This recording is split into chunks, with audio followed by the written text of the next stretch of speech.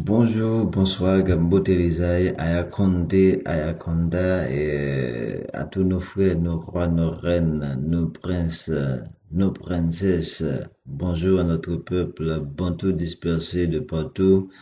Mbo Télésaï, Haïti, Congo, terre de Kachopa, terre Kemet, terre Atlantin, terre Indien, Guinée. C'est votre frère Juan Zapakota Kachopa qui de retour vous salue particulièrement, vous qui êtes nouveaux et nouvelles sur cet espace, vous tous nos chers abonnés et auditeurs, auditrices. Encore une fois, c'est votre frère qui vous revient dans le cadre de notre combat, de notre travail et pour enfin arriver à accoucher ce qu'on pourrait appeler notre deuxième libération, qui n'est autre que la libération mentale, la libération spirituelle, la libération intellectuelle après nous avoir mis dans un état d'aliénation et ponctué depuis des siècles, et notamment les 200 dernières années, après la révolution haïtienne phase 1, nous sommes encore plongés sous les bottes de nos ennemis, mais cette fois-ci, la révolution définitive est lancée, ce qu'on appelle la révolution noire et rouge, sous la bannière de l'Empire d'Haïti, noir et rouge, imposé ou instauré, institué lors de la renaissance de l'homme noir, 18 novembre 1803. Juan Zabakota Kadjopa qui vous dit bienvenue encore une fois, et nous sommes là encore pour partager dans le cadre de notre histoire, dans notre passé, de fouiller dans notre passé et de trouver les éléments qu'il faut, qui nous permettraient d'arriver à une prise de conscience générale nègre dans le cadre de ce combat qui pour nous a déjà trop duré. Bonjour mère Kachopa, bonjour mère Haïti chérie, Tribu Lévi, Azaret, l'Amérique, Mbote Isaïe. Donc, dernièrement, je tiens à préciser, vu des remarques faites au niveau de l'administration de ce panel, pour dire que nos émissions ne sont pas des émissions à répétition dans le sens vague du thème. C'est des émissions peut-être dans lesquelles vous allez trouver des répétitions, parce que l'apprentissage, la meilleure outil pour atteindre la compréhension des gens, c'est par la répétition. Je tiens à le préciser. Et Vérité Révélée, c'est une page d'enseignement. Et dans le cadre d'enseignement, il faut quand même un peu de répétition, ou du moins de rappel. Donc, comme je viens, et à peine, ça fait déjà 2 ou 3 semaines depuis que j'ai pas fait de numéro. Donc, normalement, je devrais faire un rappel par rapport au dernier numéro, pour mettre les gens dans le contexte, pour mettre les gens sur leur séance, afin qu'ils se ressaisissent, qu'ils retrouvent l'idée dans laquelle je les ai laissés la dernière fois. C'est ça l'enseignement. Vérité Révélée est une page d'enseignement. Et donc, nous sommes en train de voir en profondeur avec vous le concept colonial et ce qui nous a amené à parler de toute une série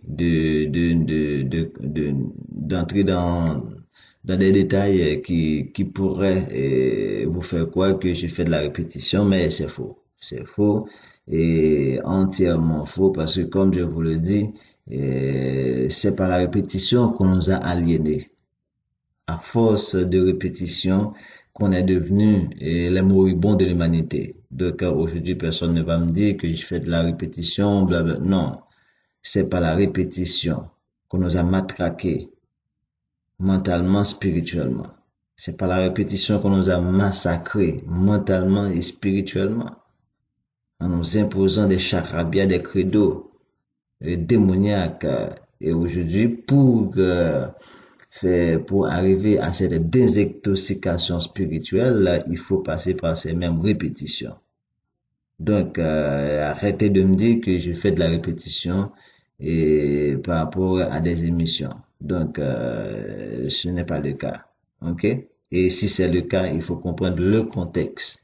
Donc, voilà. Euh,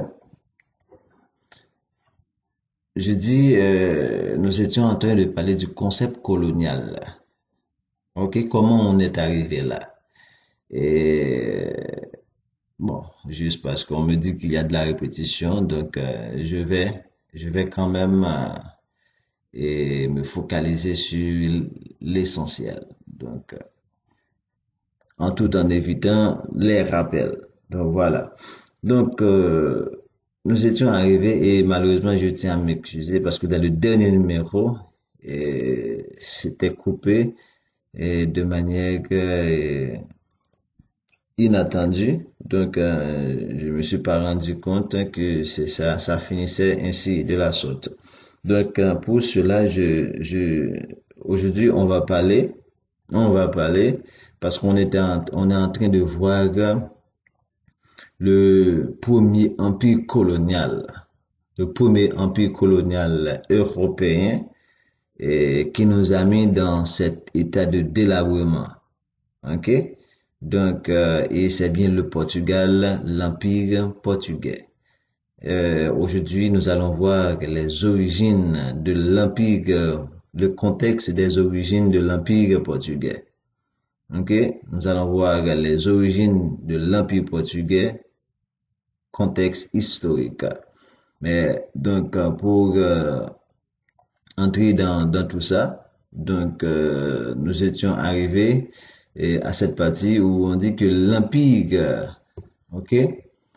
Si je prends depuis ici, on parle de l'empire colonial portugais désignant l'ensemble des territoires outre-mer occupés et administrés par le Portugal entre le début du XVe siècle et le XXe siècle. Officiellement, on lui préféra le thème longuement celui de outre-mer portugais, ultramar português, ok, avant d'adopter temporairement le thème de l'empire colonial portugais entre 1930 et 1951.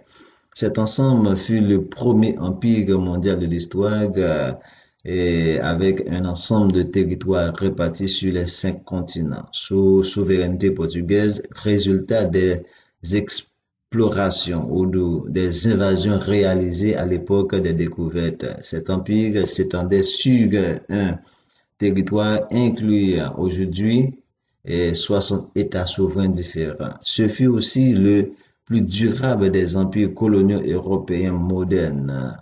Ok? Moderne, ça veut dire la colonisation, c'est quelque chose qui fait partie des gènes même du peuple européen. Donc, la présence portugaise hors d'Europe a duré presque 6 siècles. La présence portugaise hors d'Europe a duré presque 6 siècles. L'empire fut administré d'abord, là on rentre d'emblée dans notre sujet du jour. L'empire fut administré d'abord par la maison d'Avix. Donc, nous aurons dans ce contexte de maison d'Avix, nous aurons à voir ces concepts lorsqu'on parle de maison et de Intel, maison de Intel. Par exemple, on a la grande famille juive qui a dominé Saint-Domingue, Haïti, durant la période coloniale. C'est la maison de Gladys. Donc, on aura à voir tous ces thèmes. Ici, on entend dans un premier contexte pour parler de la maison d'Avise. C'est quoi la maison d'Avise? On dit la maison d'Avise ou la dynastie, ok, Janine, qui est une branche cadette de la maison de Bourgogne. La maison de Bourgogne, lui, qui est issu du premier mariage en 1093 de Thérèse de Léon, comtesse souveraine de Portugal, fille bâtarde du roi de Léon et Castille, Alphonse VI, lui-même héritier des droits dynastiques sur l'ancien comté souverain de Portugal, détenu par son grand-père. On dit que la maison d'Avise ou dynastie Janine est une branche cadette de la maison de Bourgogne qui règne sur le royaume de Portugal de 1385 à 1580. Ok? C'est ça la maison d'Avise. Là, on pourrait aller par la suite lorsqu'on va entrer pour montrer l'origine juive de ces maisons. Donc c'est là qu'on va entrer dans tout ça parce que on a beaucoup de maisons à vous en parler. Donc on dit l'empire fut administré d'abord par la maison d'Avise durant près de 150 ans. Ensuite par les Habsbourg durant 60 ans. Quand on dit Habsbourg, on va aller faire pareil pour voir qu'est-ce que c'est que la maison ou les Habsbourg. C'est pas la maison, c'est tout simplement, ou même on pourrait dire la maison de Habsbourg. La maison de Habsbourg, juste un moment, la maison de Habsbourg en Espagne. Ok? Donc c'est ça veut dire il n'y a pas de différence entre portugais ou parler de Portugal et de l'Espagne.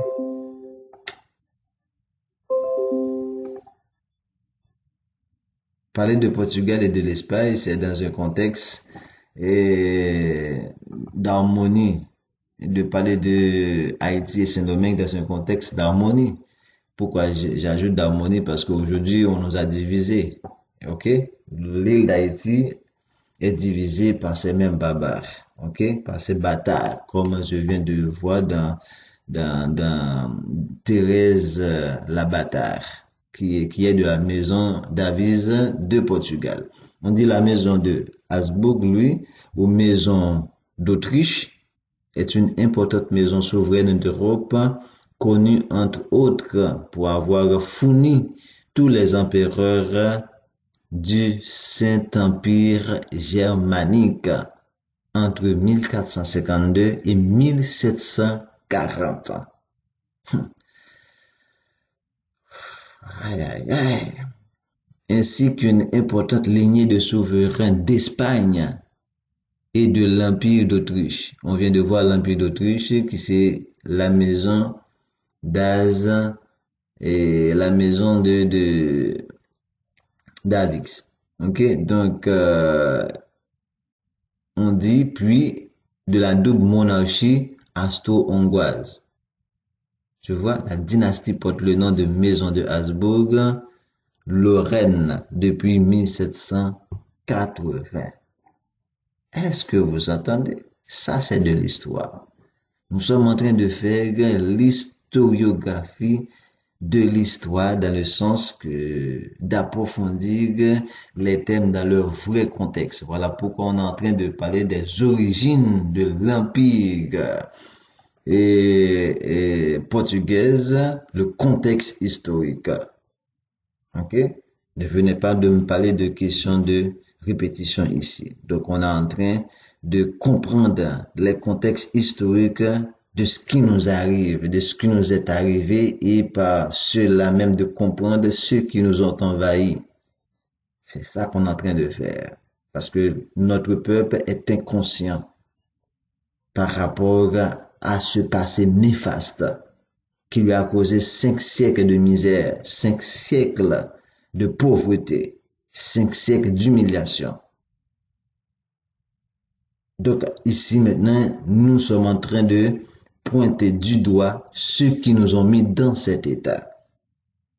Pourquoi? Parce que aujourd'hui, on est amené à honorer, à même adorer ceux qui nous ont mis dans cet état. Et on dit c'est fini, on peut plus continuer sur cette lancée.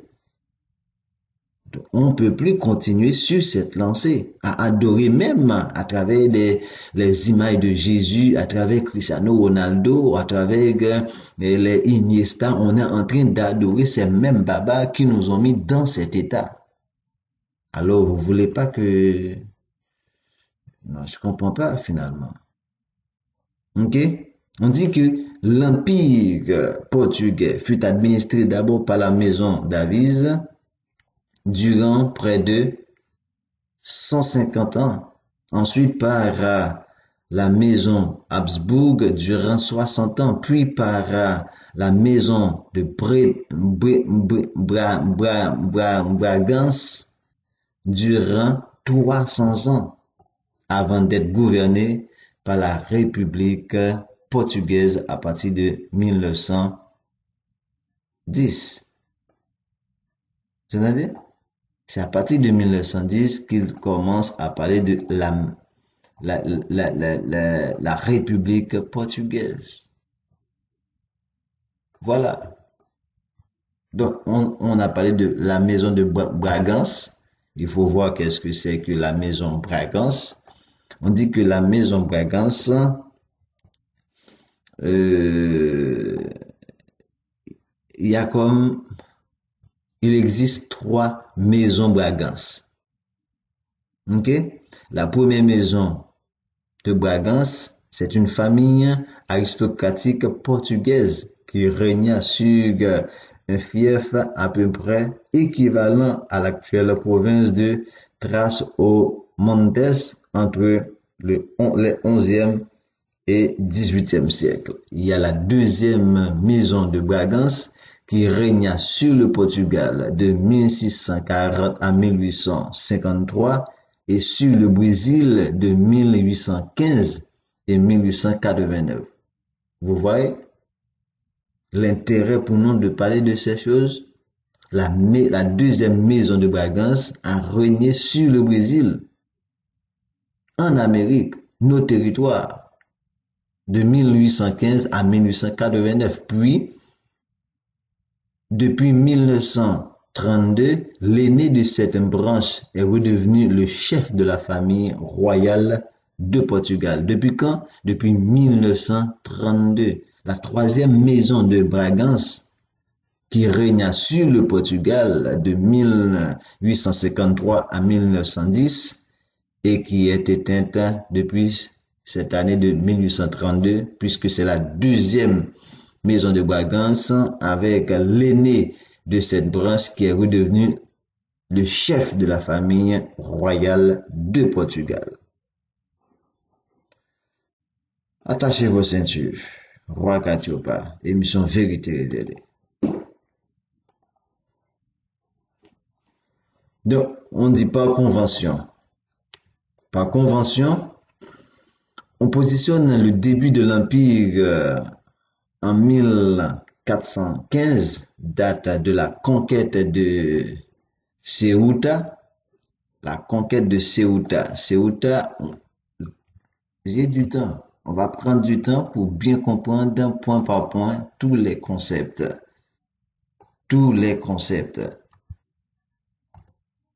Le but de Vérité Révélée et par rapport à notre spot est dit que c'est une émission d'information et de formation. Je rappelle ça aux administrateurs de YouTube même, que l'émission Vérité Révélée est une émission de formation, d'information et de formation.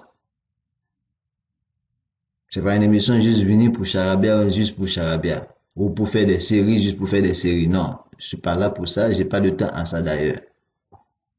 J'ai pas le temps à ça. D'ailleurs, vous voyez combien de temps je passe à ne pas faire des émissions certaines fois.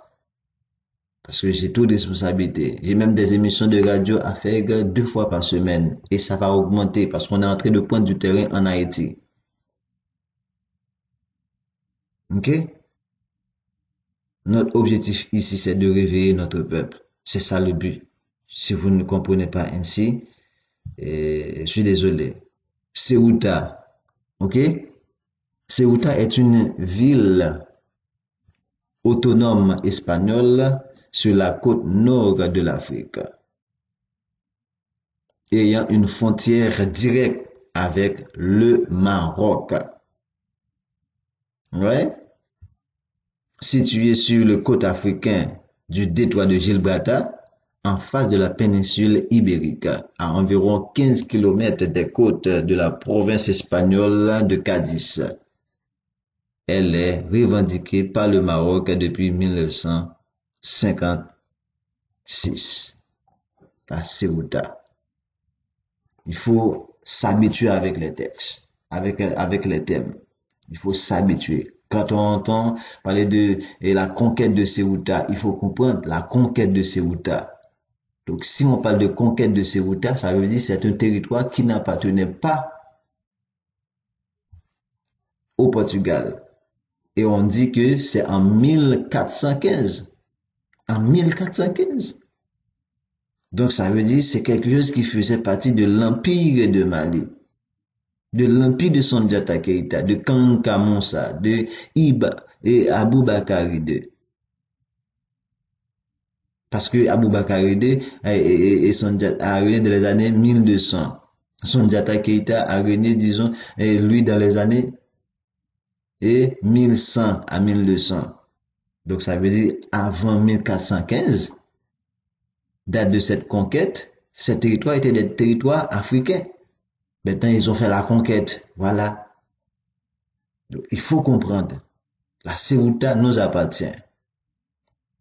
Pour ce qui est de sa fin, dit par convention, on positionne le début de l'Empire, en 1415, date de la conquête de Ceuta. Pour ce qui est de sa fin, la fin de l'Empire, la date varie selon les critères utilisés. 1975, qui voit la majeure partie des colonies accéder à l'indépendance, ou 1999, qui voit la fin de l'administration portugaise de Monaco, ou Massao. Donc, je vous donne tous les thèmes, mes chers bien-aimés. Dès que je trouve que c'est des thèmes importants, je vous donne tous les thèmes parce que grâce à l'Internet maintenant, si on reste ignorant par rapport à certaines choses, c'est notre propre désir à nous. On dit Massao est une région. Des fois, on entend les thèmes, mais on n'a pas de précision là-dessus. Ok, c'est pour ça moi je prends le soin de vous lire ça directement. Vous pouvez aller faire vos recherches. C'est pas des choses que Wakachopa invente. Voilà pourquoi ils peuvent pas m'attraquer ma page, parce que moi je ne dis rien que vous ne pouvez pas vérifier. Ok? Massao est une région autonome de la côte sud de la Chine continentale. Voyez-vous? Territoire dans le delta de la rivière des Perles, en face de Hong Kong. Bon, moi j'avais l'habitude d'entendre parler de Massao, mais je savais pas que c'est quelque chose qui était aussi proche de Hong Kong, territoire portugais jusqu'en 1900. Comment territoire portugais? Voilà pourquoi on avait dit tantôt que le Portugal a étendu son empire sur les 5 continents. Voilà, on dit, cet ensemble fut le premier empire mondial de l'histoire avec un ensemble de territoires répartis sur les 5 continents sous souveraineté portugaise, qui n'est autre que le résultat des invasions, ils ont dit exploration, qui résultat des explorations, entre guillemets, des invasions réalisées à l'époque des découvertes. Voyez-vous? Voyez-vous, le petit Portugal, hein, a quoi comme sur les 5 continents des territoires occupés, colonisés. Entendez? Territoire portugais jusqu'en 1999, elle fut différente, elle mêle différentes influences culturelles. Ces immenses casinos et centres commerciaux sur le Kotai Strip, bref, C'est ça le Massao, qui a pour drapeau vert avec 5 étoiles dessus. Massao. Ok? On dit, pour ce qui est de la fin de l'Empire portugais, la date varie selon les critères utilisés. 1975, qui voit la majeure partie des colonies accéder à leur indépendance, ou 1999, comme on vient de voir, qui voit la fin de l'empire de l'administration portugaise de Massao, dernier qui était le dernier territoire outre-mer officiellement sous souveraineté portugaise. Voilà pourquoi on dit que c'est en 1999 qu'il faut considérer la fin de l'empire. Parce que quand on dit empire, empire, ça inclut un territoire qui domine sur un ensemble de territoires. Un territoire bien donné qui domine sur un ensemble de territoires. Ok? C'est pareil quand on dit l'empire d'Haïti, vu que nous, on n'est pas dans une démarche de domination des peuples, on est dans une démarche d'harmonisation avec les peuples. Lorsqu'on parle de l'empire d'Haïti, c'est dans un contexte de tous les pays qui sont devenus libres.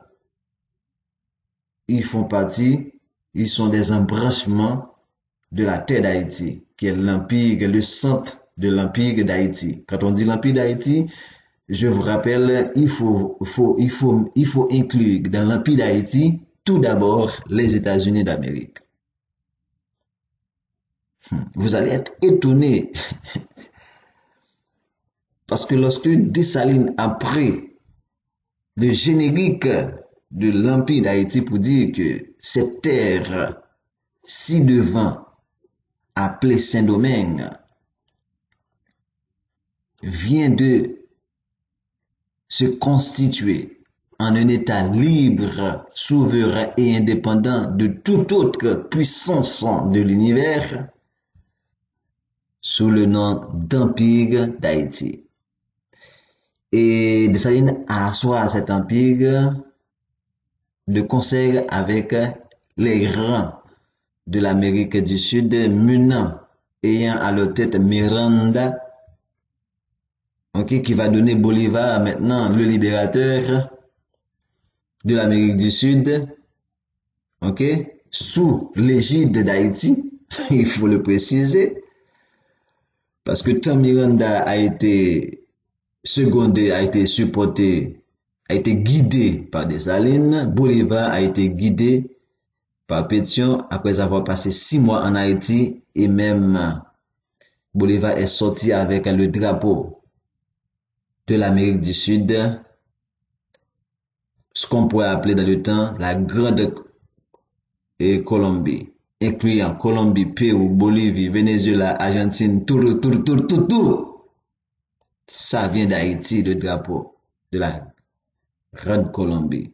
Donc, pour dire que lorsque Dessalines a établi l'empire, il a demandé à Miranda, est-ce qu'il est prêt pour qu'on proclame l'indépendance d'un coup pour toute l'Amérique. Miranda lui a dit, il n'est pas encore prêt.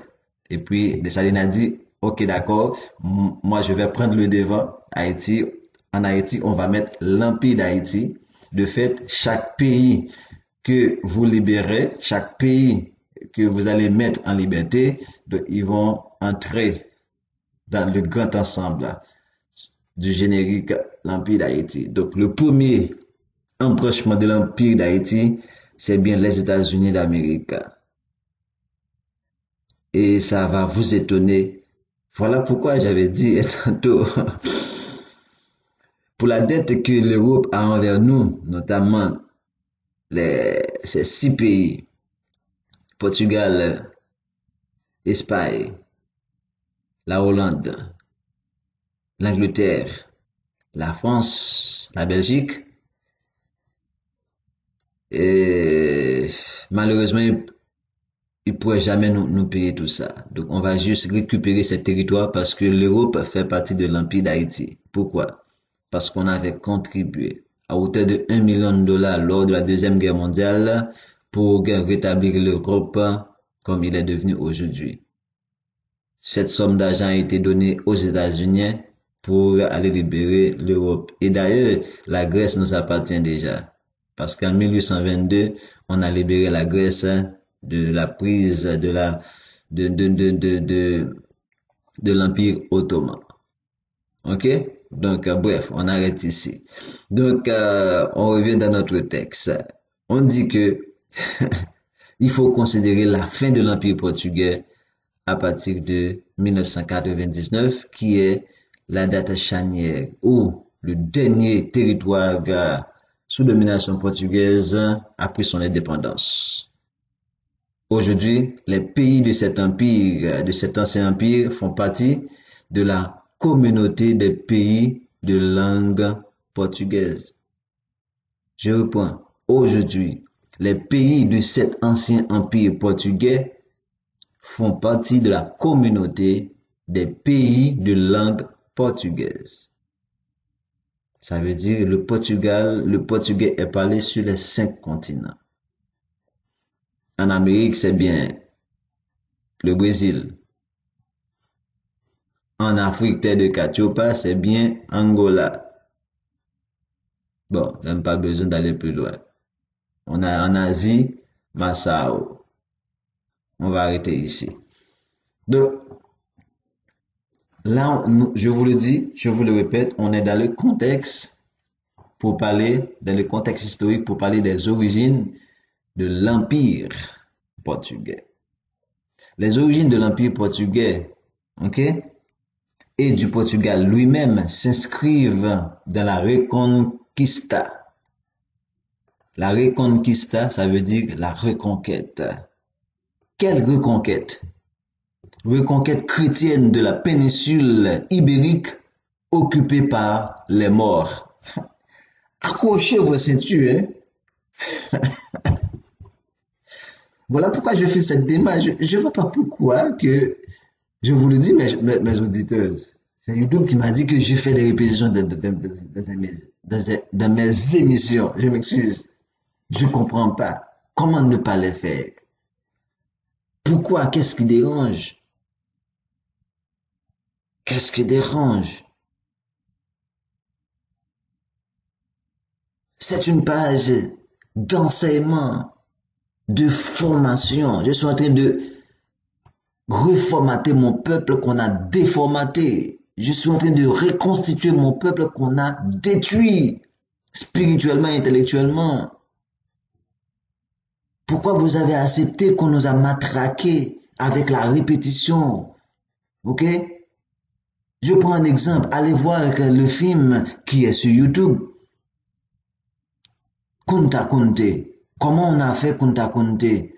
Comment on a procédé pour que Kunta Kinte rejette son nom?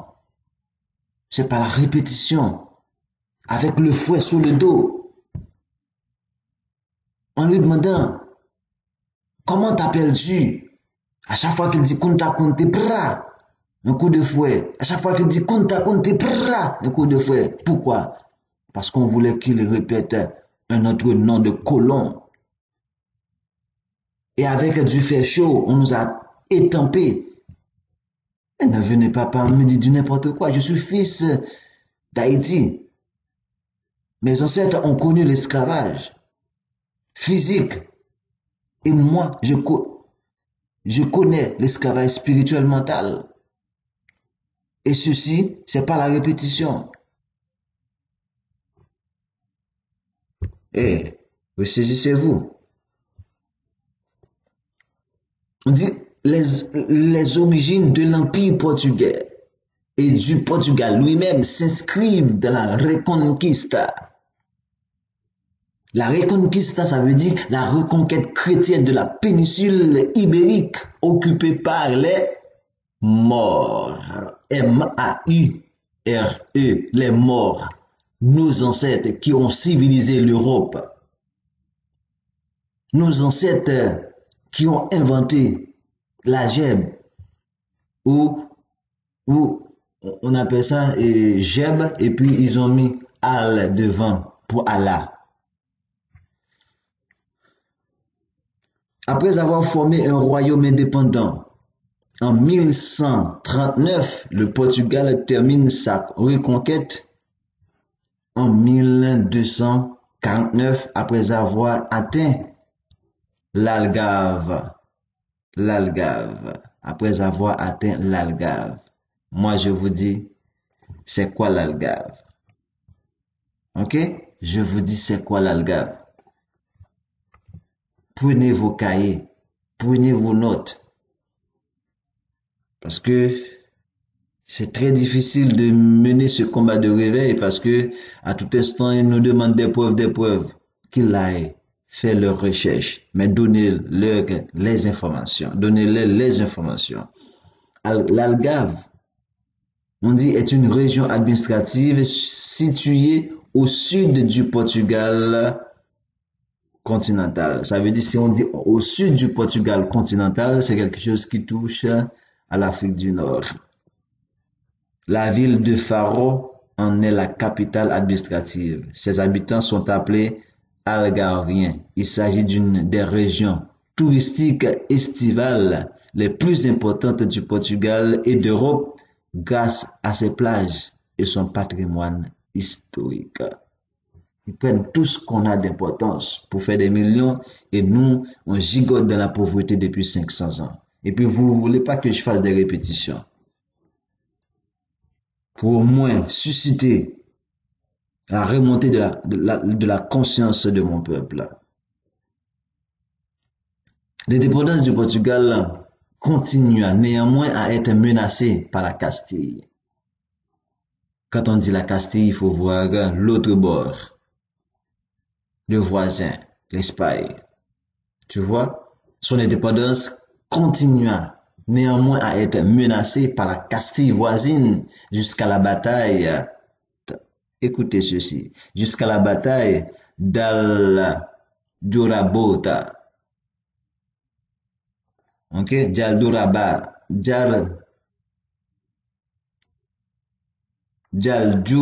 Barota, disons mieux, Jaldu Barota. Ok, j'ai pas de souci pour prononcer l'espagnol là, moi. C'est une langue que j'aimais dans le temps. Mais comme ça, c'est fait à base du Kikongo aussi, donc pas de souci. On dit la bataille d'Adjobarota se déroule l'après-midi du 14 août 1385 entre les troupes portugaises aidées des renforts anglais commandés par Jean Ier de Portugal et de Nuno Alvarez Pereira et l'armée de Jean Ier de Castille renforcée par un important contingent de cavaliers français. Vous voyez, ils se mettent ensemble. La France, l'Angleterre, tout. C'est comme ça. Ils s'entretuent. C'est ça, ils s'entretuent entre eux-mêmes. C'est pas nous qui vont pas détruire pour que voler, piller nos richesses. Voilà, la bataille. Prenez ça, la bataille de Aljubarrota. Aljubarrota. Ok? Donc, on dit, ça s'est passé en 1385. Et la signature du traité qui s'ensuit. Il est quelle heure? Un peu de temps encore. Libéré de cette menace et à l'écart des conflits qui occupent les autres puissances européennes, le roi du Portugal porte son attention de l'autre côté de la mer. Il planifie une expédition militaire directement dans les terres musulmanes du nord de l'Afrique. Libéré de cette menace. Quelle menace? La menace de Castille. Et à l'écart des conflits qui occupent les autres puissances européennes, parce qu'ils se battaient toutes. C'est un territoire de l'épée, terreur, conflit. Et vous pensez que ça s'est terminé aujourd'hui? Non. Aujourd'hui, ils ne s'entretuent pas. Mais ils rentrent chez nous, ok? Apporter leurs armes, nous donner des armes pour qu'on puisse s'entre-déchirer. Et pendant ce temps, ils sont en train de fouiller notre or, notre pétrole, nos diamants, tout, nos nickels, nos caoutchoucs. Ils sont en train de piller et nous sommes en train de s'entretuer. Dessalines l'avait dit, si ces barbares trouvent un asile chez nous, ils seront les machinateurs de nos troupes et de nos divisions. Jurons à jamais de combattre ses ennemis.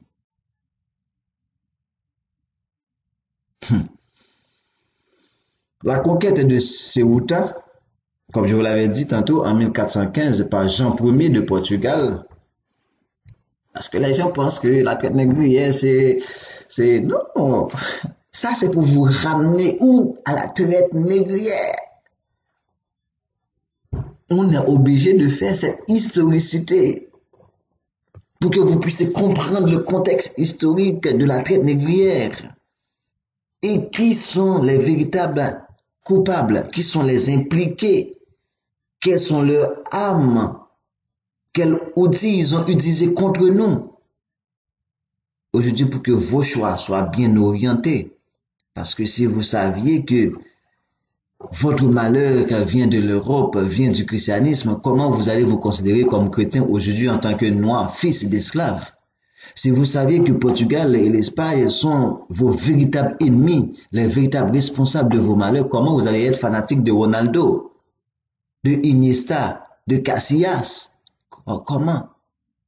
Ouais, ils vous mettent dans cet état d'aliénation pour que vous puissiez adorer vos bourreaux, vos oppresseurs. Et Roi Katiopa est là pour dire non, c'est fini. Dessalines est de retour.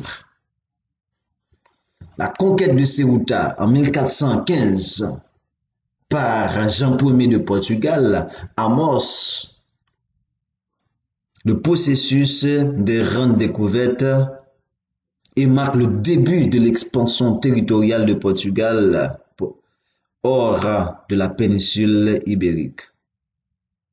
Voyez-vous, c'est avec la conquête, parce que on nous dit véritablement, la conquête a commencé avec l'Empire, a eu son début avec la conquête de Ceuta, un territoire africain en 1415. Et ça a pris fin en 1999 avec l'indépendance de Massao. Voyez-vous? Voyez-vous combien de siècles? 1915. 5 siècles.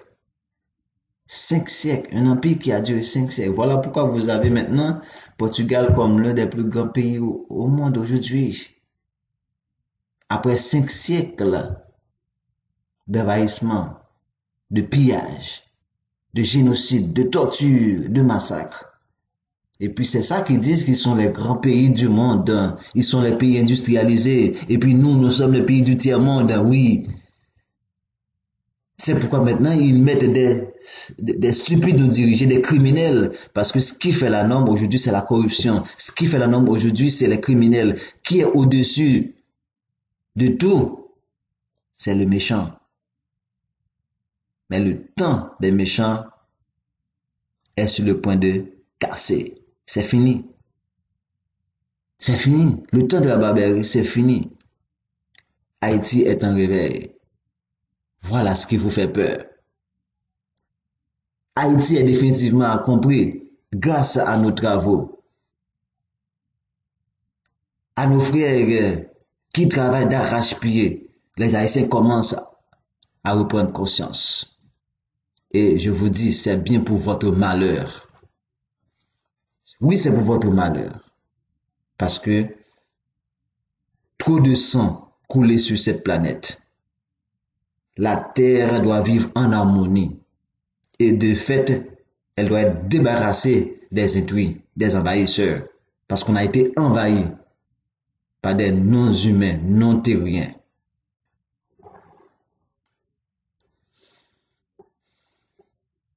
Ok?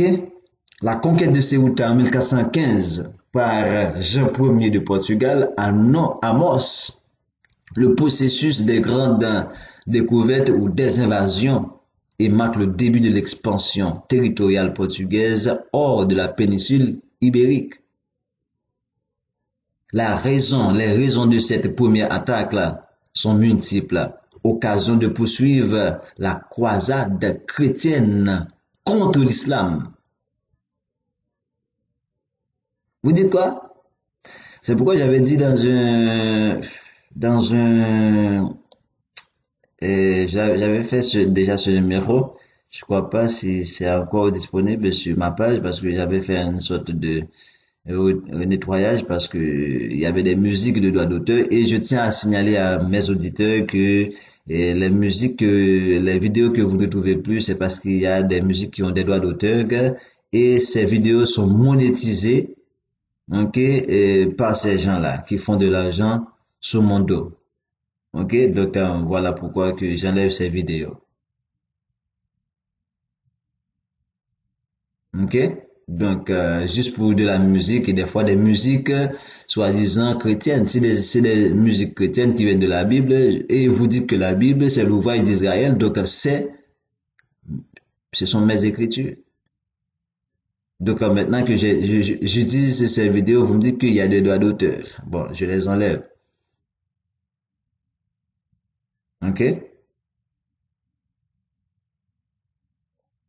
Moi aussi, j'ai besoin de l'argent pour faire mon travail parce que ça commence à prendre une autre ampleur. On va pas rester tout le temps derrière l'ordinateur, gars. Il faut aller sur le terrain. Je vais pas envoyer juste des émissions et enregistrer en Haïti. Je dois aller sur le terrain pour faire des émissions en Haïti. Donc, YouTube peut monétiser les pages, les vidéos qui ont des droits d'auteur et des droits d'auteur. Oui, c'est facile à monétiser, mais pour les autres vidéos, non. Il y a de répétitions. C'est ça. On est dans un monde d'injustice. Moi, je vous le dis. Ok? Donc,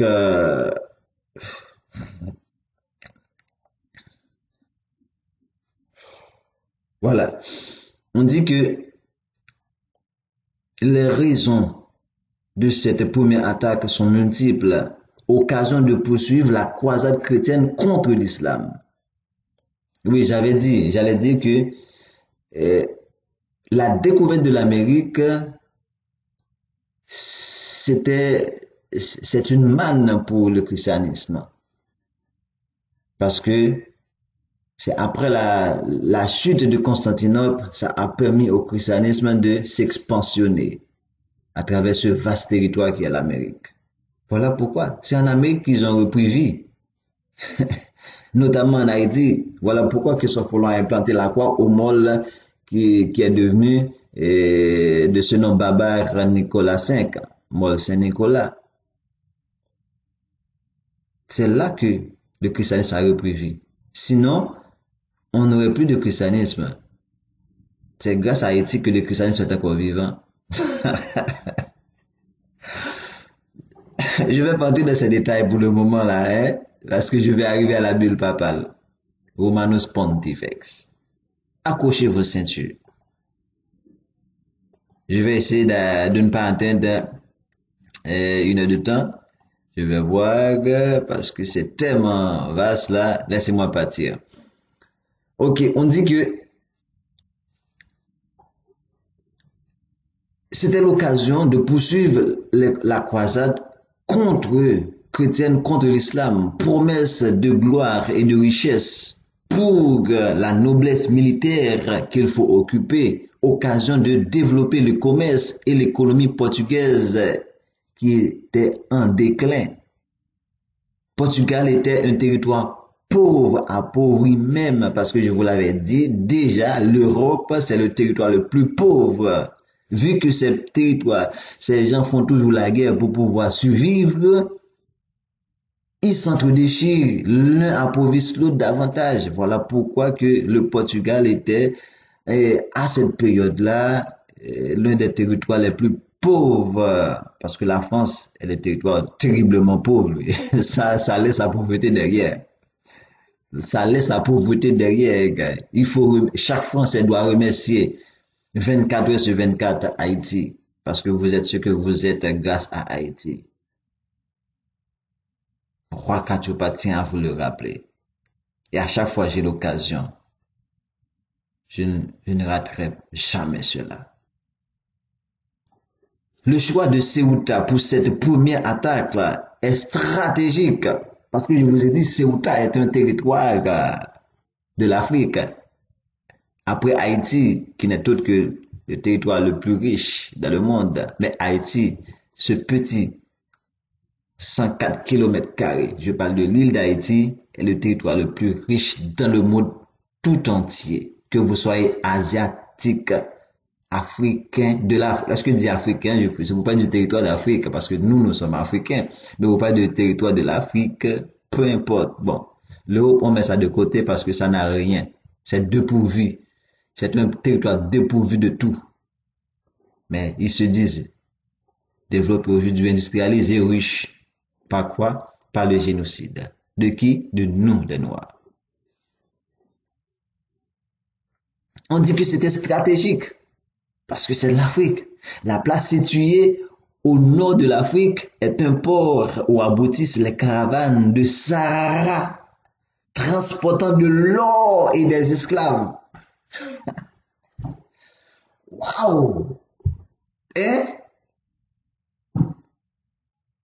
voilà pourquoi les Portugais ont attaqué Ceuta. Parce qu'il y a... Et rappelez-vous, et je vous dis, c'est les musulmans qui ont ouvert la voie au supplice barbares européens. Parce que c'est les musulmans qui... Et rappelez-vous quand Kamoussa, lui, faisait la traversée pour aller à la Mecque, il est passé par l'Égypte. Et de l'Égypte, il a fait chuter le prix de l'or pendant 10 ans. Tellement il a distribué de l'or aux dignitaires égyptiens. Voilà ce qui vient à l'oreille des Européens, qui quelques temps plus tard, parce que Kanka Moussa, laissez-moi vous donner cette information, parce que c'est très important, c'est très important, parce que et je dois vous donner la date où Mansa Moussa a régné. Voyez-vous? Ok? On dit Mansa Moussa ou Kanka Moussa ou Kankou Moussa est le deuxième Mansa. Mansa, ça veut dire roi. Roi. Voilà pourquoi on dit Kanga ou soit Mansa. Kanga signifie roi, régnant aussi de l'Empire du Mali. De 1312 à 1332 ou 1337, on n'a pas la date exacte. Lors de son ascension au trône, l'Empire du Mali est constitué de territoires ayant appartenu à l'Empire du Ghana et à Mel, ainsi que les zones environnantes. Donc, ça veut dire que Kanka Moussa,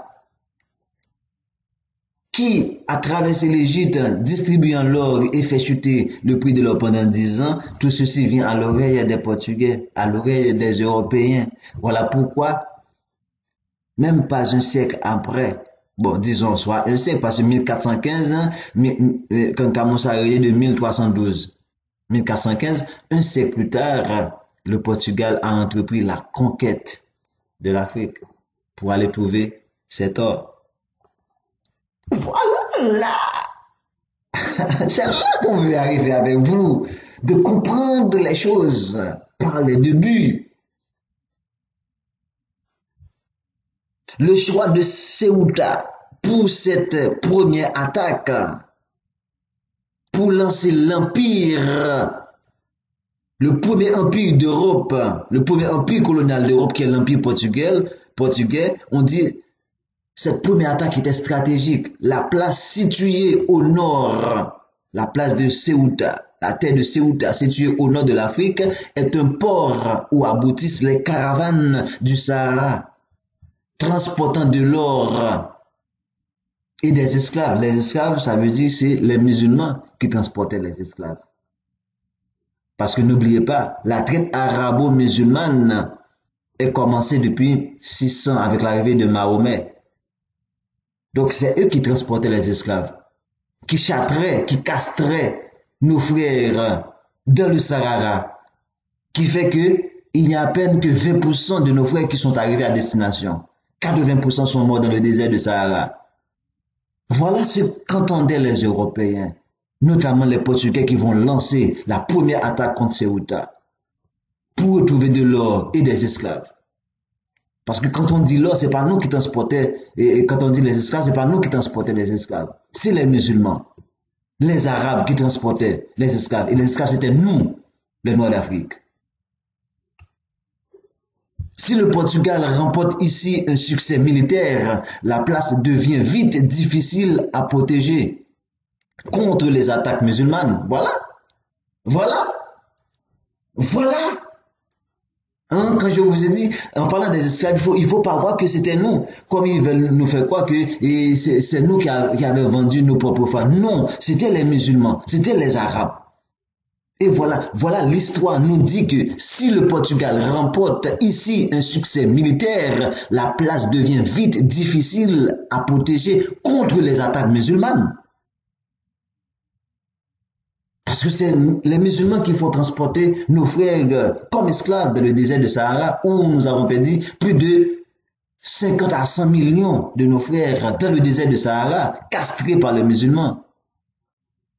Afin de ne pas arriver à destination parce qu'ils ne voulaient pas avoir des hommes. Parce que c'était des prédateurs sexuels. Ce sont des prédateurs sexuels. Ils avaient besoin de nos femmes pour se nourrir sexuellement. Elles se révèlent impossibles à utiliser comme base pour une exploration de l'intérieur des terres. Ceuta. Tandis que les caravanes ne tardent pas à dévier leur route, la route des Portugais. Voilà, mes chers bien-aimés. Voilà, mes chers bien-aimés. On va s'arrêter ici. Ça, c'est pour parler des origines de l'Empire portugais, contexte historique. Voilà ce qui a lancé les Portugais dans ce qu'on appelle la traite des nègres. Voilà ce qui a lancé le premier empire colonial européen dans la traite des nègres, dans notre misère, dans notre calamité. La conquête se poursuit un temps, en terre Afrique autour de Ceuta par Alphonse V, dit l'Africain. Tu vois, il s'appelait l'Africain. Il a pris le générique africain. Avec la prise d'Alcácer Seguer en 1458. Avant de terminer, laissez-moi voir ce dernier territoire avec vous. Alcácer Seguer. Prise par Alphonse V en 1458. On dit que c'est un village et une commune rurale du Maroc, se trouvant sur le littoral méditerranéen du pays, Djebala, ou Djebala, de vrai thème, entre Tanger et Ceuta, sur la rive droite et à l'embouchure d'une rivière qui porte le même nom, proche du port de Tanger, Med et siège d'une base navale militaire. C'est ça. C'est ça, Alcácer Seguer. Prise par les Portugais en 1458 et Alphonse V a aussi pris Arzila. Ok?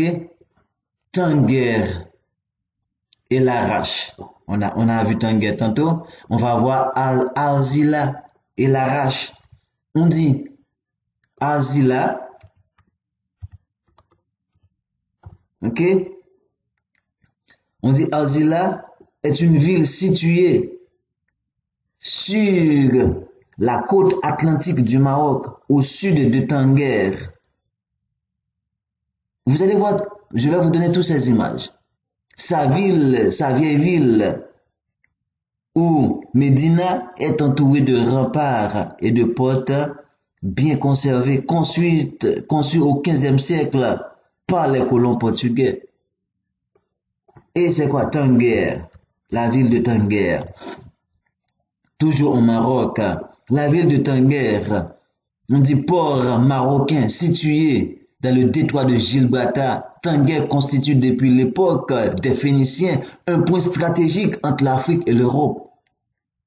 Ça veut dire le Portugal a fait le meilleur coup possible. Tu vois, il a pris d'abord Ceuta, il a pris toutes les villes stratégiques importantes qui relient l'Afrique à l'Europe. Voilà pourquoi ils avaient la mainmise d'abord, c'est eux qui avaient la mainmise d'abord sur l'Afrique.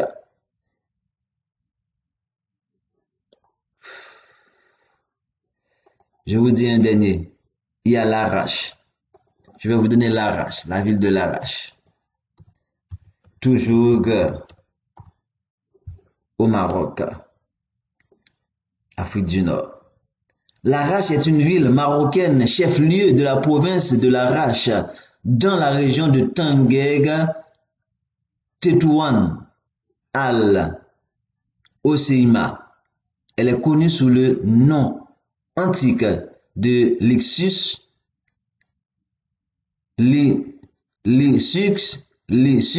Larache se modernise à une allure rapide. Elle se situe au Maroc, au nord du Maroc, à peu près à 86 km de Tanger. On va s'arrêter là. Je voulais même pas arriver à une minute, à une temps, désolé. Mais c'était ça, c'était important. On dit que la conquête de Portugal se poursuit un temps en terre d'Afrique autour de Ceuta par Alphonse V, dit l'Africain, avec la prise d'Alcácer Seguer en 1458 et la prise de Arzila, de Tanger et de Larache en 1471. En 1471, Alphonse V a pris 3 territoires, Tanger, Arzila, Larache. Après avoir pris en 1458 Alcácer Seguer, l'Alphonse V, à qui le pape va confier la bulle papale Romanus Pontifex. Nous allons vous en revenir. Mais d'ici là, je vous dis, accrochez vos ceintures, attachez vos ceintures, accrochez-vous. Le prochain numéro, les grandes découvertes, les grandes invasions. Moi, je dis ça, c'est pas des découvertes, c'est pas des explorations. On va parler des grandes invasions portugaises à travers ce concept qui a fait de l'Europe ce qu'elle est aujourd'hui, la colonisation. On dit europanisation est égal ou synonyme de colonisation. Juan Zabakota Kachopa qui vous dit Mbotelizaï, Ayakonde, Ayakonda. Ok, Matondo, pour m'avoir accordé votre temps et prenez le temps de faire la route ensemble. Cette aventure de la prise de conscience pour enfin faire la remontée. La remontée dont Haïti est la tête et le chef de file. Juan Zabakota Kachopa, l'un des derniers fils de Dessalines qui est en mode résurrectionnel, l'empereur, le libérateur est de retour. À bientôt pour le prochain numéro.